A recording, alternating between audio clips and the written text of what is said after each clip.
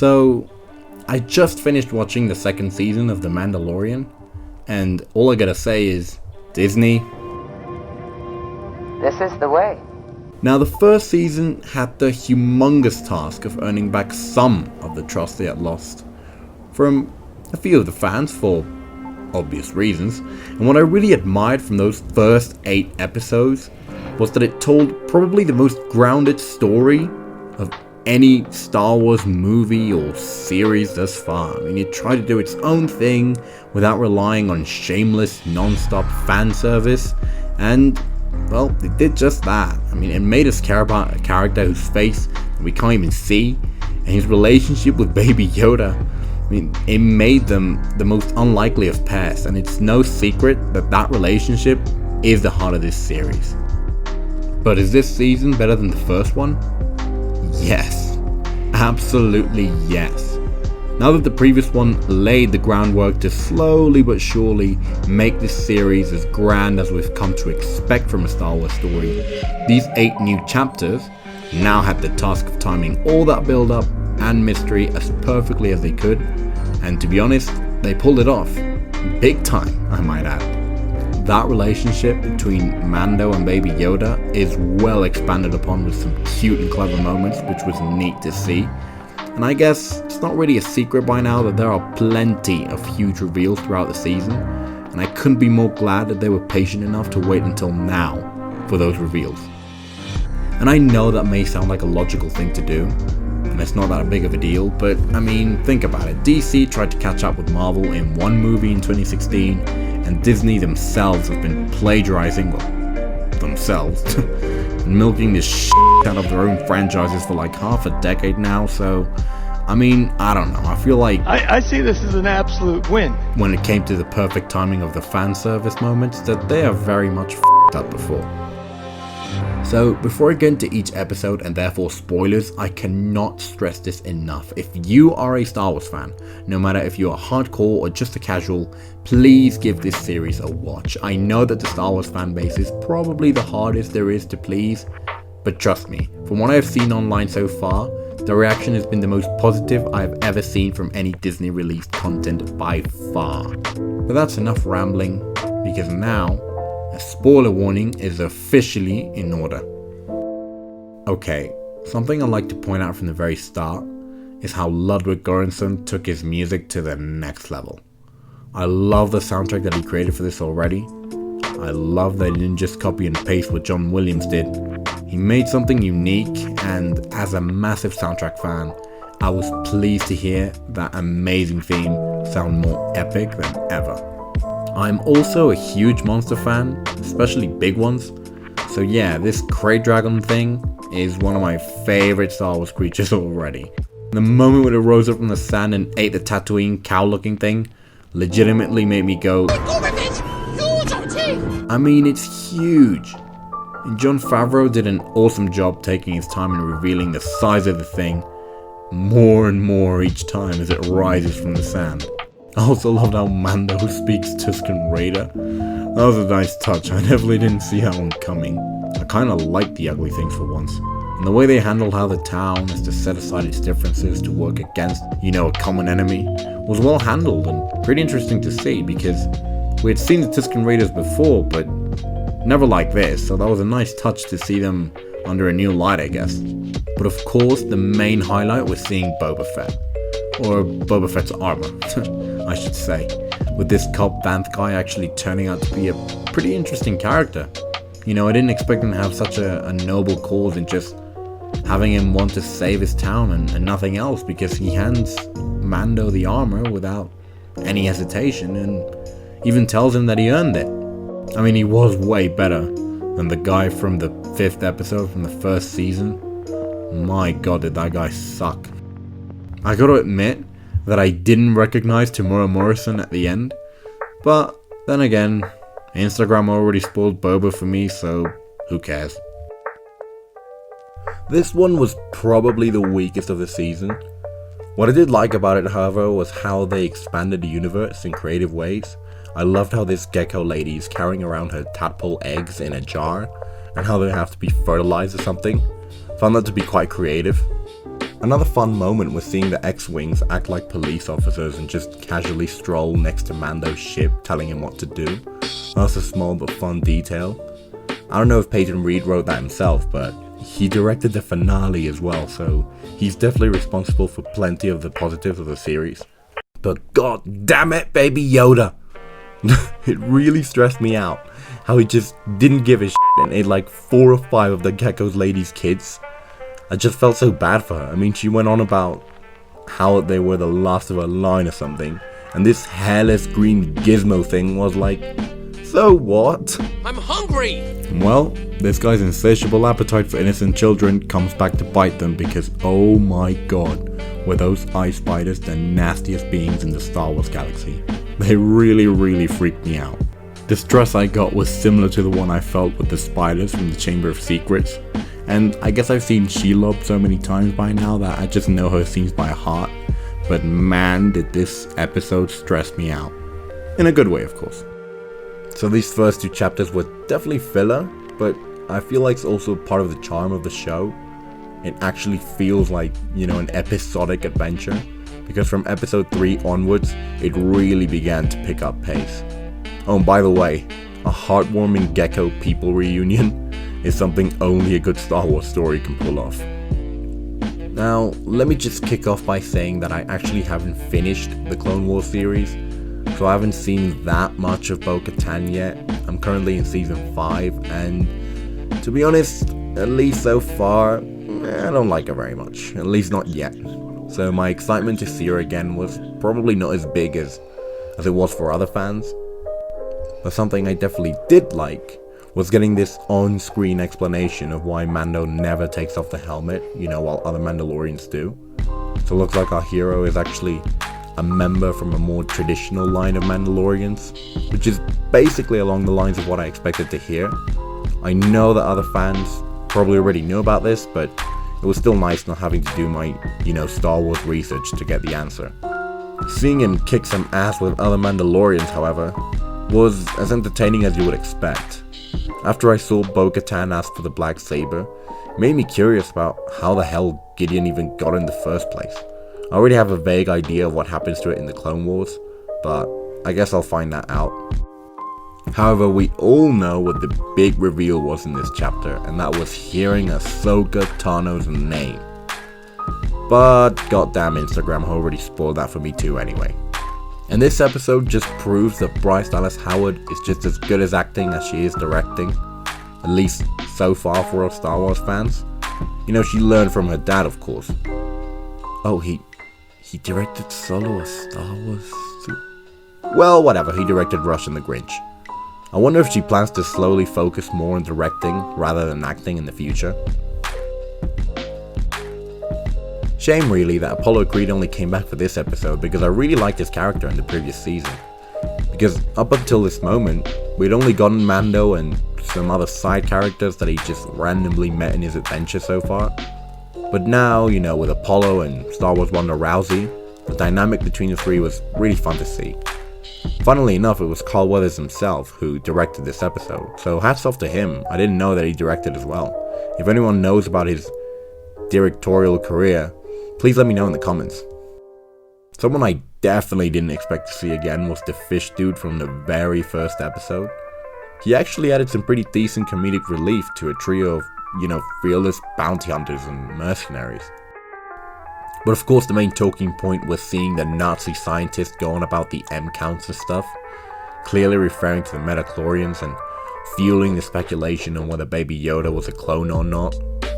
So this episode was definitely good fun, but I guess we all used it as a stepping stone to Ahsoka's reveal for the first time in a live-action Star Wars project. Now this one just straight away doesn't piss about making us wonder, where will Ahsoka be, when will we find her, because she right off the bat starts slicing up some goons. Rosario Dawson's voice actually fit her character really well in my opinion, because it was obviously not going to sound like the younger Ahsoka we knew and loved. But I really want to highlight, her voice, because that was my main concern before actually, meeting her in live action for the first time. Another absolute win for me were her lines. She clearly has changed a lot. I found it pretty ironic that she became as as cold as the typical Jedi Master, now that she no longer is a Jedi. It makes sense after everything she's been through, I guess, but it still did the job for me. I feel like everyone was pleased to hear genuinely acknowledge Yoda's existence and even call him out by name, which is something pretty much every single fan was pleased to hear. And I guess that all that speculation about Baby Yoda being a clone was put to rest, I think. I mean, let me know in the comments if I'm wrong. Because Ahsoka said that, Grogu, that's what they call him, was actually born and raised at the Jedi Temple on Coruscant. So, is he Yoda's and girl Yoda's kid? I don't know, I doubt it. And by the way, shouldn't Ahsoka look way older than she does? Or is that just me? Maybe the Shakti species takes way longer than humans to age as well. I mean, who knows? Something I've never liked too much since Disney took over are the lightsaber fights. I feel like they were way more overpowered back in the prequels because that's the way they should be, at least for me. Force-sensitive beings should be able to move faster than anyone else, but I guess that made her fight with the bitch queen with this spear way more interesting. That, and of course seeing her, actually fight Mando. I'm definitely gonna research on this Star Wars adamantium thing. I didn't like it too much at first because I found it a bit OP, but it did play a huge role later on, so it's kinda grown on me for sure. Oh, and by the way, a Mandalorian and a Jedi, or Great Jedi, whatever, fighting together? Sign me up. God knows when was the last time that happened. And by the time I got to the end of the episode, I actually expected Ahsoka to go with Mando or something, or at least, reappear later on in the series. But I think the last 3 episodes got my inner fanboy covered. You're a good soldier, Rex. Robert Rodriguez, director of Spy Kids, got us covered for this one. Straight away, both Grogu and Mando are at the Jedi ruins, and our little green gizmo makes this effing force field all of a sudden. I mean, I already saw plenty of witch magic in Clone Wars with Savage Opress and Darth Maul, so I actually found this magic field, quite cool. And straight after that, the episode turns into this survival video game with all the waves of Imperials making their way for Grogu. But of course, the main event was seeing goddamn Boba Fett back in the flesh.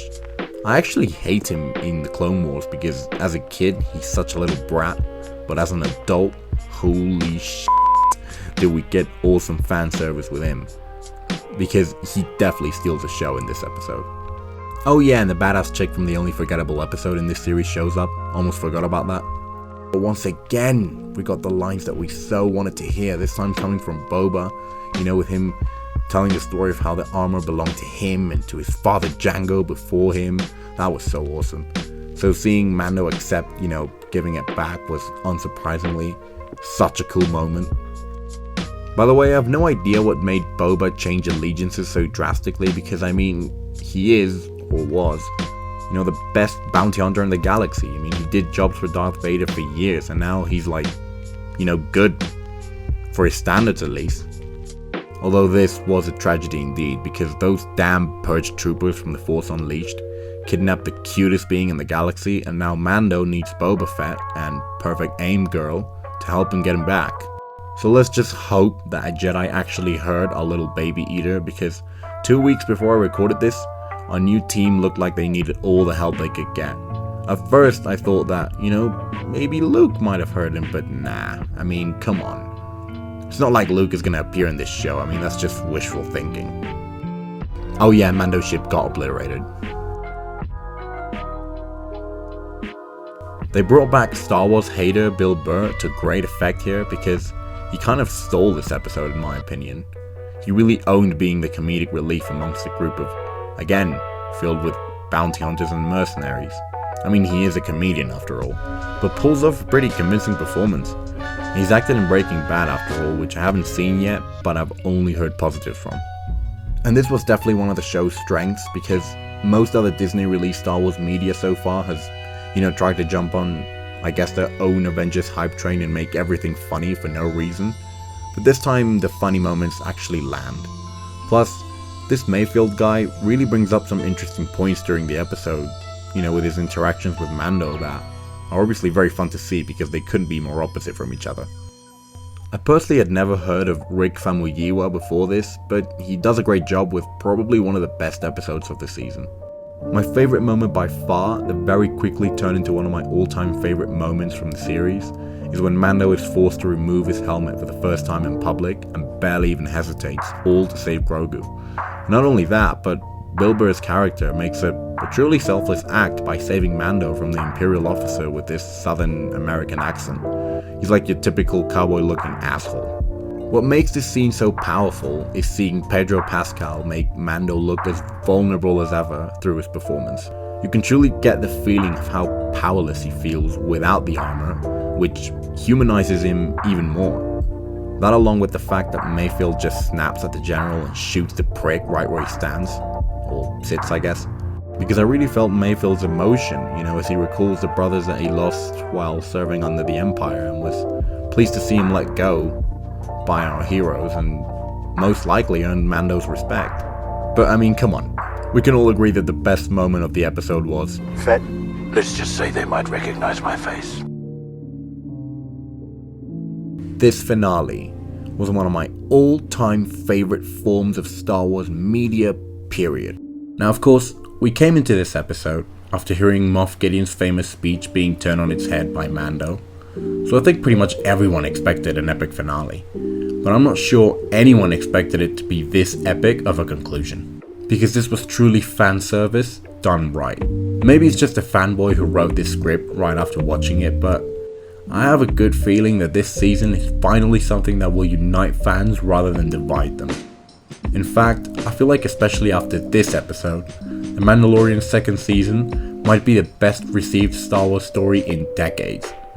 But first, I gotta stop rambling and just, get into the episode so I can attempt to explain why I actually think this is the case. Something I did see coming, of course, was Mando and the rest of the team, team up with Bo-Katan. That initial edgy conversation between her sidekick, and Boba Fett was the perfect way to start the final chapter. Not to mention that even Cara Dune got her chance to shine in the opening scene just before that. Unsurprisingly, of course, the rescue takes up the rest of the chapter, which is a shame because Boba was needed for the diversion and actually misses all the action. I was a little surprised at first to see how the badass lady team just cuts their way through the ship's troops and makes it to the bridge very early on in the episode. And when finally seeing the Dark Troopers in action, I thought it was quite cool how it punched Mando over and over and couldn't do anything to his helmet. I guess that if it can take lightsabers, it can take a punch from anything. But I found myself a bit stressed when Mando finds Gideon threatening Grogu with the black saber, because I mean, come on. Mando is as fast as Clint Eastwood with that thing. So if Gideon was holding a gun to poor baby Yoda's head, then maybe it would have made more sense. I was like, come on, just shoot him. But the fight between them was unsurprisingly awesome and satisfying to see, but I was actually expecting Bo-Katan to show up at some point. Because, I mean, she's the one who wanted him in the first place, yet she just stays at the bridge, just because. Still, when Gideon brings up how Mando is technically the one with the right to sit in the Mandalorian throne, I did think it was a pretty good twist, and actually, found myself wondering whether she would start a fight right then and there. But that would have to wait, because once those Dark Troopers returned, I was like, oh my god, there's dozens of them. Until a lone X-Wing arrives. I'm not gonna lie, at first I thought it was Ahsoka who was gonna come back, but Peyton Reed and Jon Favreau were like, nah, I got something way better than that. holy sh**, it's freaking Luke Skywalker. I mean, remember my small complaint about lightsaber fights being slower than they were in the prequels? Well, maybe I was too busy freaking out while watching, because upon my first viewing, I felt the power of the most powerful Jedi the galaxy has ever seen. George Lucas's words, not mine. Cause he gets the Vader in the hallway scene treat here. He just annihilates the living crap of those Dark Troopers. He makes them look like freaking battle droids. Not gonna lie, I teared up a bit. I mean, come on. Give me a break! Luke Skywalker is my fourth favorite character of all time in anything. Yes, I do rank them. And just like in the Vader scene, I never thought I'd see Luke kicking ass in a modern looking production, ever. I never thought I'd see the real Luke Skywalker in my lifetime do what he does in this scene. Of course, I'm not just sitting here hating on, Mark Hamill's portrayal of Luke in The Last Jedi, but I mean, let's just say that he was given how do I put this, a questionable script that time around. As far as the CG de-aging goes, again, this is my first time actually watching this, so for now I get the feeling that both Tarkin and even Leia looked a little better maybe, but I honestly couldn't care less. I mean, even freaking R2 makes an appearance. And if that wasn't enough to make a grown man cry, we also get to see Mando remove his helmet once again, just so his adopted son can see his face for the first time, so Mando can just, for once, look at him with his own eyes. I mean, that was a hard goodbye to watch. Pedro Pascal is probably not going to get the recognition he deserves because he's mostly behind a mask, but he gives such a good performance in this series. And straight after that we get Boba Fett back at Jabba's palace in the after credits scene, shooting the guy with a dick around his head and sitting on the throne. Good riddance. I've always wanted to see someone kill that ugly mug. So what now? What's for the future of Star Wars? What about the Book of Boba Fett? Will that tie in with the Mandalorian, or is Mando's story over and we'll just get cameos of him like we got with the other characters? Will these stories tie into the sequels and, try to explain the mess of a trilogy they made? Or will they rather pretend that they don't exist and just please more of the fans that way? I mean, where was Baby Yoda during those movies? Will Ahsoka meet Luke in her series? Because I feel like they could have a lot to talk about if they met. I mean, I guess the fan theories are going to be popping out from under the rocks at this point, but they won't have to wait too long because Disney are planning to release a ton of more Star Wars content. I know that I didn't really get into the negatives during this video, but I mean, come on. Hear me and rejoice. I feel like this is a time to be happy as a Star Wars fan, and I definitely am. I mean, if I were to rank The Mandalorian next to the movies, my list would, at least for now, honestly look like this, although I will still remain skeptical. I know that they're apparently hoping that The Mandalorian will be like the new Iron Man to this new Star Wars shared universe by being the Kickstarter to it all, but let's just say that such a plan is easier said than done. But as far as this series is concerned, I think they did an amazing job, because they hired the right people. People who will actually listen to the fans and are actually passionate about the franchise. So like I said at the beginning, Disney, This is the way. This is the way. thank you guys so much for watching that video and sticking all the way to the end. Big shout out of course to Samuel Kim for letting me use some of his music.